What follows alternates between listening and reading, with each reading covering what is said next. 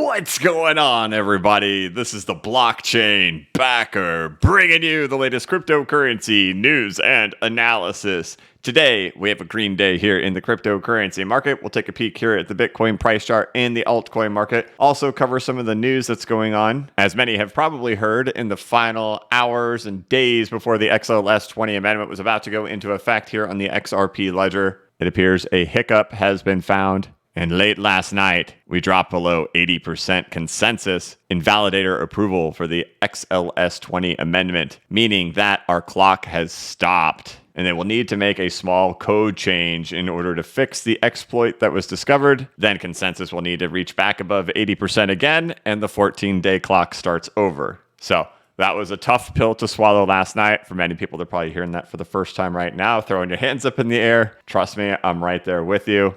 We'll touch more on that later in this video and see if we can get more of a timeline on when that could come back into play. But first, let's dive into these charts and talk about what's going on in the market as we have a mostly green day over here in the cryptocurrency market. With Bitcoin sitting at 22,348, we're essentially just kind of right here in the middle of this range. You could lay a fib down here in the middle of the whole thing to see you're kind of floating in here just in the middle. So from a price perspective, it gets a little bit wishy-washy in here to formulate any type of opinion on my end. As you guys know, last week I was saying, hey, look, these prices look really alluring to me because it's very clear. You have your bottom here. You're only 5% away from this bottom. This is a good accumulation region for me. I did make a small buy of Bitcoin back there on September 7th. But as we're back up in here now, right now, the question is, well, do we just kind of continue ranging in here for a little bit longer? Or do we head back to the top? Do we revisit the lows? That is very difficult to solve or to formulate an opinion on when you're sitting right here in the dead middle of it. Of course, I've presented all the reasons on why I believe that the bottom of the Bitcoin price chart is already in, whether it's Fibonacci retracements, whether it's the previous all-time high as support, whether it's the 50-week and the 100-week moving averages crossing themselves, which had signified that the bottom had already come in each of the previous bear markets, or whether it's fractals, all this stuff. We won't go into deep details on that. But when it comes to accumulation down here at the lows, there's just a multitude of things that could happen down in here. And now that we're kind of further away from the bottom, now it's kind of sitting there saying, well, now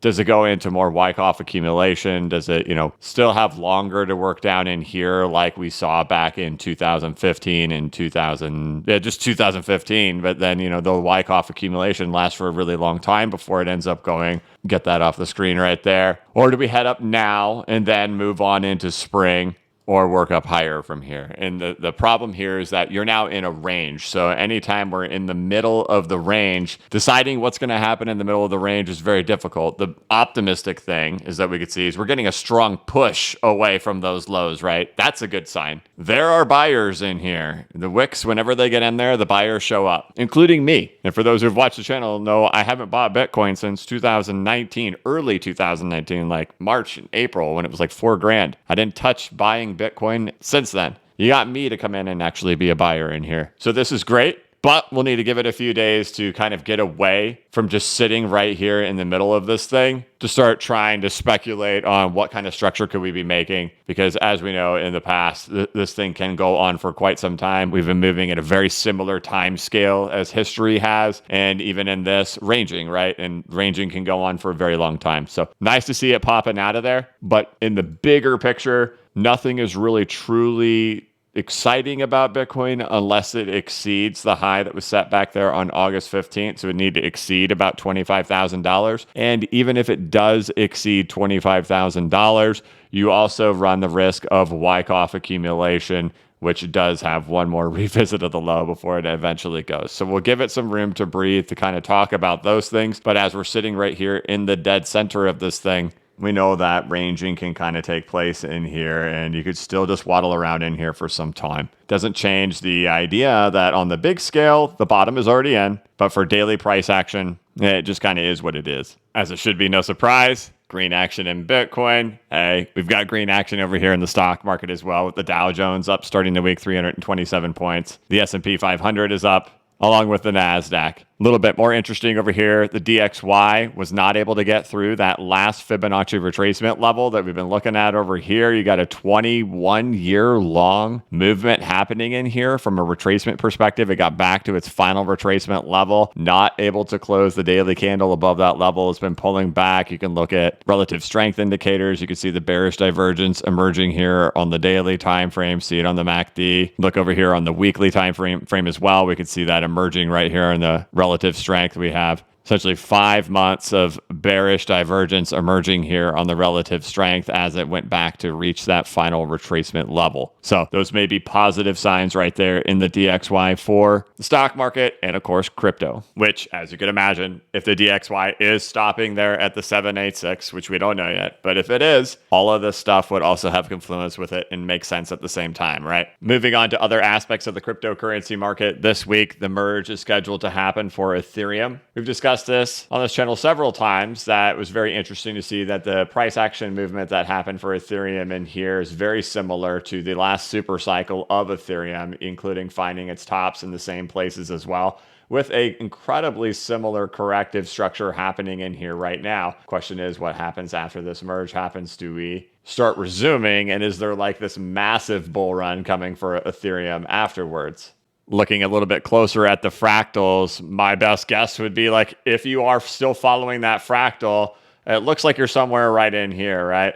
You've kind of had those dips that have occurred in here, right? Comes off the highs, sets one new low, bounces back up, comes off the high, sets a new low, bounces back up. So we'll see how that goes and if that range still remains intact as we go through this big week that we're going to go through, where Ethereum switches from proof of work to proof of stake. And I know a lot of these things can look pretty silly when we have these lines going way up like this, essentially taking Ethereum to like $70,000 to $80,000.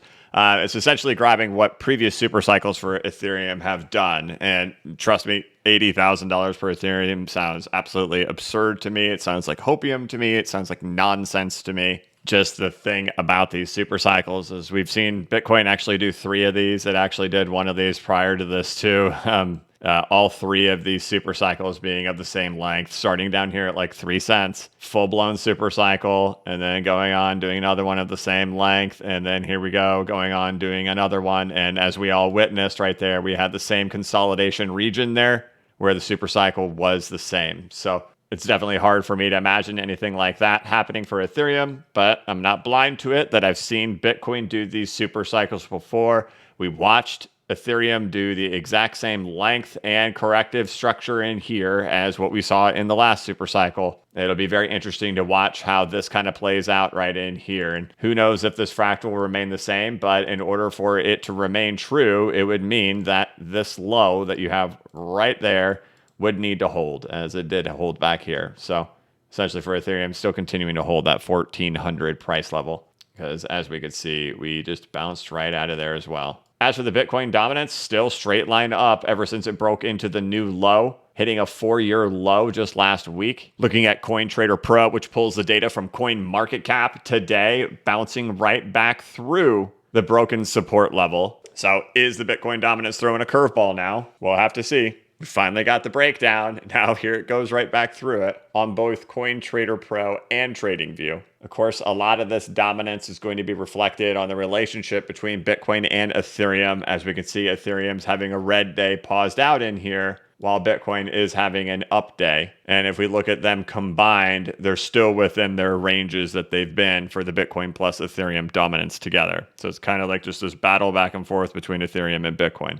If we were to look at them zoomed out, so you're looking at the Bitcoin dominance plus the Ethereum dominance zoomed out, sitting at about 61, 62%. This is the course of the last 4.5 years, 5 years. And still you come back down to the structure, right? You have the big fall, you come down to this structure. What is this? What structure is this for a reversal or a continuation, right? And so I see continuation structure, and that it's really just being drawn out in here, but all these things are acting the exact same, finishing off with the ABC and with the ABC, and then just still lots of working out in here and lots of working out in here that still just isn't done. So, and then we look over there at the Bitcoin dominance and remove Ethereum from there, and maybe just a little bit of premature celebration. We've got the same thing to do down here for Bitcoin too, as the Bitcoin dominance is the exact same structure as well.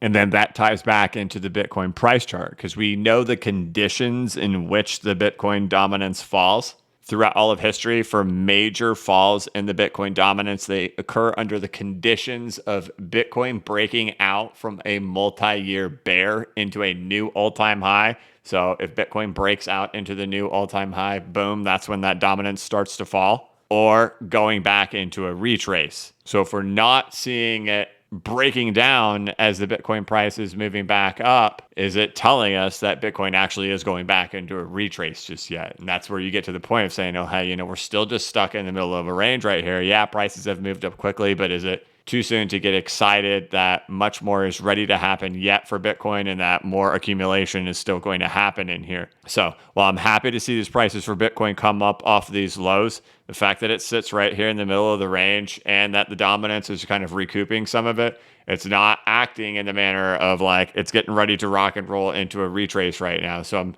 definitely cautious on Bitcoin right now and not fully convinced on this move just yet as being some type of like, hey, it's time to rock and roll just yet. And I realize that Ethereum is not everybody's favorite. And I get it. There's a lot of tribalism out there, and there's a lot of negative feelings towards Ethereum if you come from the XRP community, especially. Due to the SEC lawsuit, due to clear, or what appear to be clear, ethical violations between SEC staff and Ethereum getting a free pass and XRP not. And my role here when looking at these charts is not to try to ignore the data due to my feelings about that. I just have to look at the data and present the data on, hey, these are the things that I see happening in here. And, what I'm seeing happening here in Ethereum looks potentially to be very exciting. And that makes me excited because Ethereum is part of the altcoin market. And there are clear times and differences with, Bitcoin going on and doing its own thing and the altcoin market not going with it. But with Ethereum, whenever Ethereum is going, the altcoin market has a tendency to go with it as well. And I'm really interested to see how this Ethereum story plays out in here, because if fractals and structures remain true, we'd see some kind of holding happening in Ethereum before it starts working its way up. And I think that's where the real story is moving into the next couple of weeks and really the next couple of days. So we could sit here and look at these charts, but we know there's this volatility moment, potentially volatility moment coming this week. And we could see this clock over here saying 2 days, 17 hours, and 32 minutes based on the difficulty that we're going to have the merge happen here, where Ethereum's going to switch from proof of work to proof of stake. And that's just so close to right now. It feels that, you could see a $1,000 swing happen in Bitcoin, like in a blink of an eye, or, $100 price swing happen in Ethereum in a blink of an eye. And we know that big moment's coming up in just a couple of days. So is it just like a flock to safety here to Bitcoin for a bit? Is it still just really in the accumulation range, but here for just these last couple of days, it's a little bit of flocking to Bitcoin for safety measures of seeing what's going to happen to get through this merge? I think that's possible too. But it looks like we kind of officially have a time, or what appears to be a time, when this clock will probably change a little bit as we get closer. But this is the first time I'm seeing anything with a clock indicating how close we are to getting it to happen. So we're still ranging. People seem to be favoring Bitcoin right now. Is that related to the events coming this week? That's possible. And so I know how some people are. They're kind of like, hey, it just sounds like we kind of don't really know which direction it's going to go in. It's what we have is we have a range. And so this is not what you call trending, right? So you don't have trending where you're looking for particular levels of pullbacks and then for the trend continuation to happen in here. This is just a range happening in here, and ranges can be random and ranges can be chaotic. And a lot of times what they'll do is they just wash traders who are just bored. They're looking for something to do. They need a direction to pick, but they're doing it in a non-trending zone. And so we don't have anything in here screaming that a trend is happening to the upside or a trend is happening to the downside. We're stuck in the middle of the range, and we know in the next couple of days, we have a big event happening in the cryptocurrency market. We have the Ethereum merge happening in here. There could be a multitude things of happening in here, that this thing is still just in early to mid stages of Wyckoff accumulation. Maybe it caught a little bit of excess due to a safety move from people who are nervous of the merge happening into Bitcoin. or we're still just bouncing between range boundaries. There's no things that make this exciting for Bitcoin when you're in the dead middle. And I think, there's going to be a lot of people who don't really know how to recharge, a lot of people who do know how to recharge. So I would say that's probably the most accurate thing to say. When you are simply in a range and you're sitting in the middle of it right here, there's not a lot to say here about this price level that makes it interesting. There's nothing that makes it interesting saying, hey, we're screaming for breakout. There's nothing interesting about it saying that, hey, it's going to break down.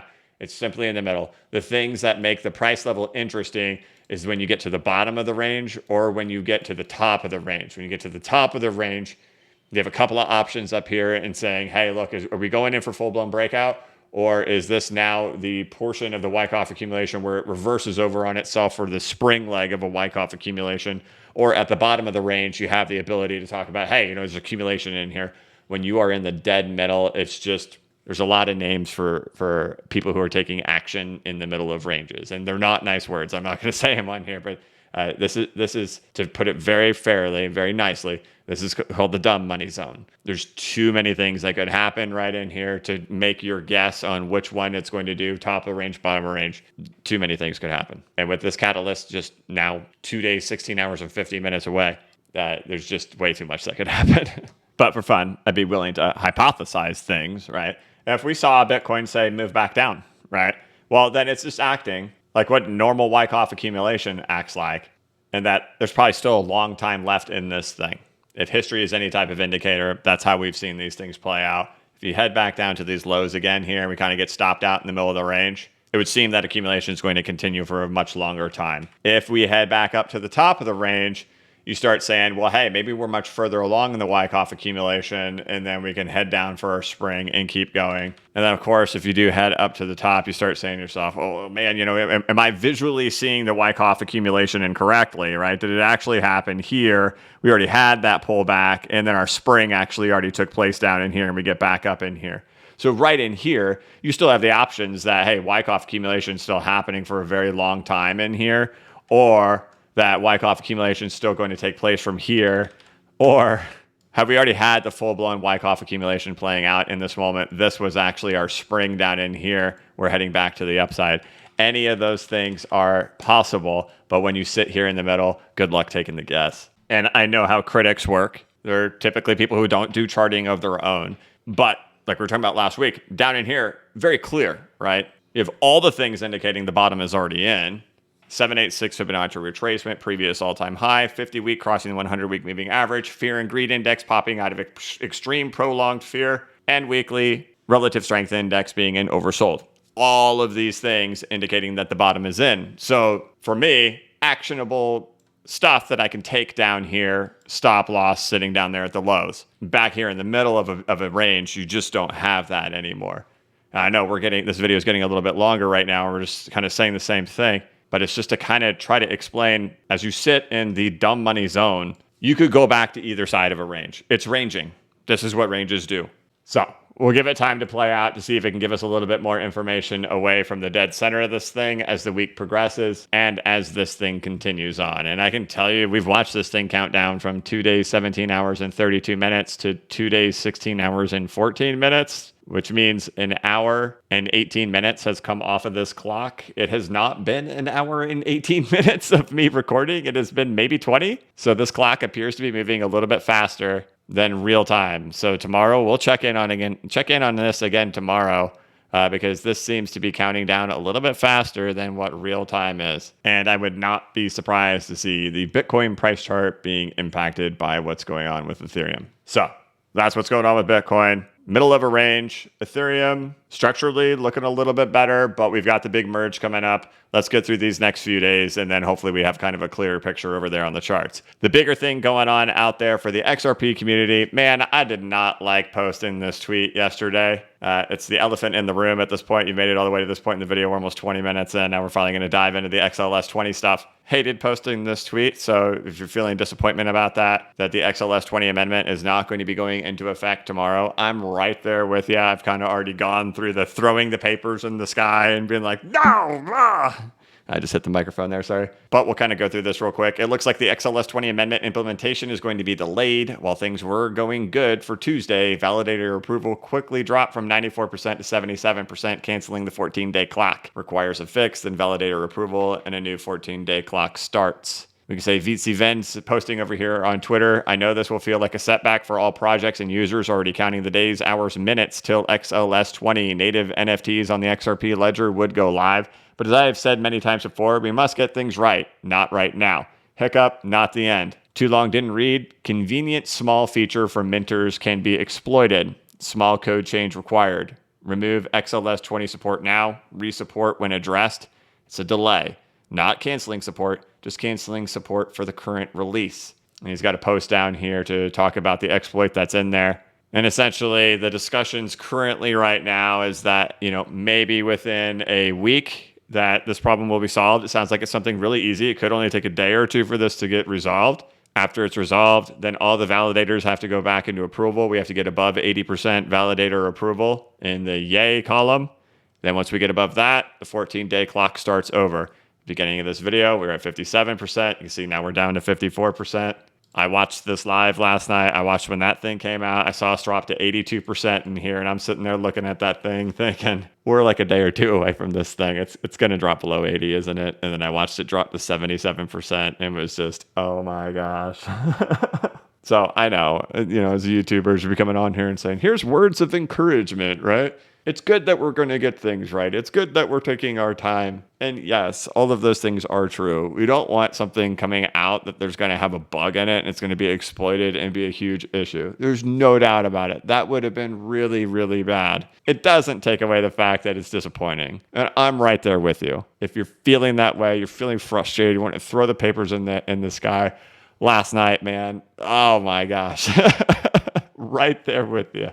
I even have, a little bit even more skin in the game. And to get like this type of artwork done, to hire someone, this would cost nearly, 6 figures to get this type of work done, this type of artistic work done. So trying to get this released was, I've had my heart set on finally getting this out there. But of course, that's delayed too. So all the disappointment out there, I'm right there with everybody. But, fortunately, this is just a punch. It's just a knockback. It's not a knockout. So they'll get this stuff resolved. We'll get that clock going again, and we'll see what that date ends up being. So as we go into this week, we know we have the big catalyst coming this week with the Ethereum merge. This clock is still ticking down really fast. Now it's down to 2 days, 14 hours, and 28 minutes. So tomorrow we'll see if that's a little bit more accurate. Bitcoin's sitting in the middle of a range. We'll see how the volatility happens. You have to remember, this is an event that, me being in crypto, I remember this was supposed to happen in like November, December of 2019. So here we are in September of 2022. There's been a lot of anticipation on this finally happening, and we're in the final moments before it. So it could be a volatile week. Fortunately, Bitcoin's pretty far away from the lows right now, getting kind of this early pop to get itself away from the lows before this moment happens. So if there's a pull down, it's not like breaking supports right away. So I think that's good. But let's get through the next few days and we'll kind of see how things go. Otherwise, still seeing a pullback in the US dollar currency index, the DXY, stock market up, Bitcoin up. We'll kind of take it day by day. And once we get some more information on the bug fixes on the XLS20 amendment, we can start kind of monitoring that validator approval metric to see when we can start that 14 days up again. So here we go. Big week coming for catalysts. We'll see how the markets react. But all right, guys, that's going to be it for this one. I want to thank you so much for watching. If you could, please like this video and give it a thumbs up. If you're new to the channel, please subscribe and hit the notification bell so you can be notified of when I create new content and when I go live. As always, this is not investment advice and I am not a financial advisor. But if you ever need a pick-me-up or a little bit of reassurance, just remember that the blockchain backers got your back. Have a good one.